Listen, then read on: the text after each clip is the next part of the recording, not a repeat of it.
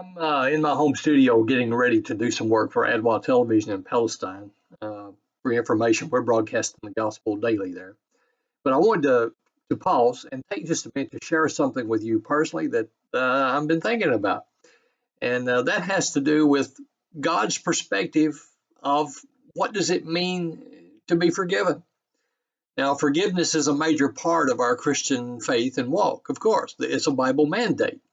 And I'm sure that most of us are pretty much on the same page about that. But forgiveness means taking all of our hurts, our feelings, our emotions, and any legal authority that we may have over someone who has harmed us in some way, and putting it all in the hands of God, and not seeking the person's harm or punishment, but trusting the Lord to work in their lives for righteousness and salvation and restoration of things.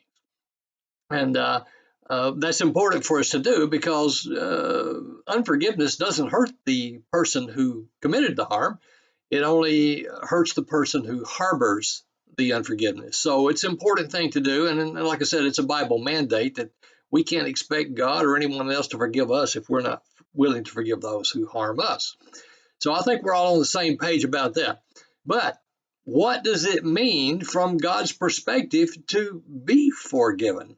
And if you'll stay with me just for a minute here, I want to share a real life experience I had that helped emphasize and drive that point home to me many years ago.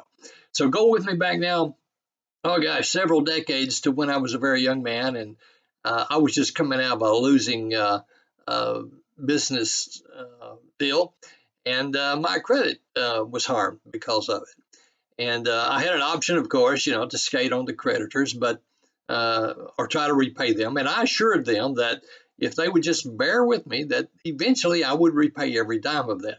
Now, by the grace of God, I was eventually able to do that. But backing up just a little bit, before I had those problems, there was a dear friend of mine who had his own bucket full of financial problems. And his credit was so bad he couldn't take out utilities in his own name. So he came to me one day and asked me if he could use my identity to open up a cable account so that he could watch some television. Now, this is my friend, and I trust him. And of course, I want to help my friend. So I granted him permission to use my identity, my name, to open up this cable account, which he did. The bill went to his home address, but it was in my name, and he was taking care of it. So later, when I had my own financial problems and eventually recovered by the grace of God, as I testified to, all was well and, great as far as I knew. But there was a day when I got a telephone call from the cable company who said, "Mr. McIntosh, we have just found a bill that has been lying dormant in our files going back to year so-and-so, so-and-so.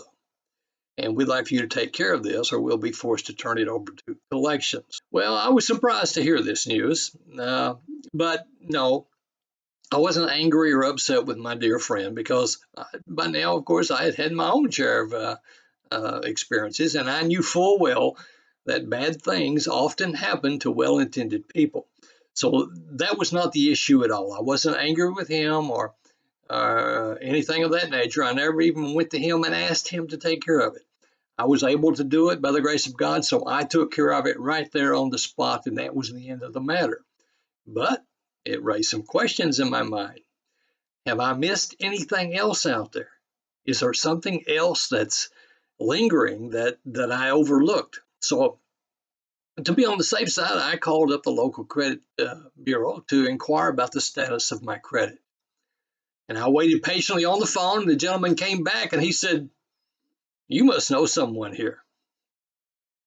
"No, I don't know anyone there. What do you mean?" He said, "Well, your account is closed and returned." Closed and returned. Well, that sounds good, but what does that really mean? And the gentleman explained. Closed and returned means that your records are sealed. It's as though it never happened. No one has access to your records. Wow, that was great news. God had moved on someone's heart to seal my records permanently, as though they had never happened. And so we got off the phone, and I was happy about that. But then I was even happier because I realized, well, that's how God treats our sins. The Bible tells us to, confess our sins, and when we do, He's faithful and just to forgive us. But what did that really mean, actually, from God's point of view? And I realized then our sins are closed and returned as though they never happened. Now, if we've created hurts and harms and bad situations in our lives because of our sins, we've still got to live through those things and work to resolve them. But that's just reaping what we sow. But from God's perspective of our sins, once they are confessed and laid at His feet, they are closed and returned as though they never happened. There is not a demon in hell, there's not a person on the face of this earth, including yourself, who has a legal and moral right to beat you up over your past sins. They didn't happen from God's point of view. His mercies are new and fresh every morning, and thank God for that. So I just wanted to encourage you with this brief testimony, and hopefully, hey, it's a blessing. Now, God bless you. Be safe. See you later.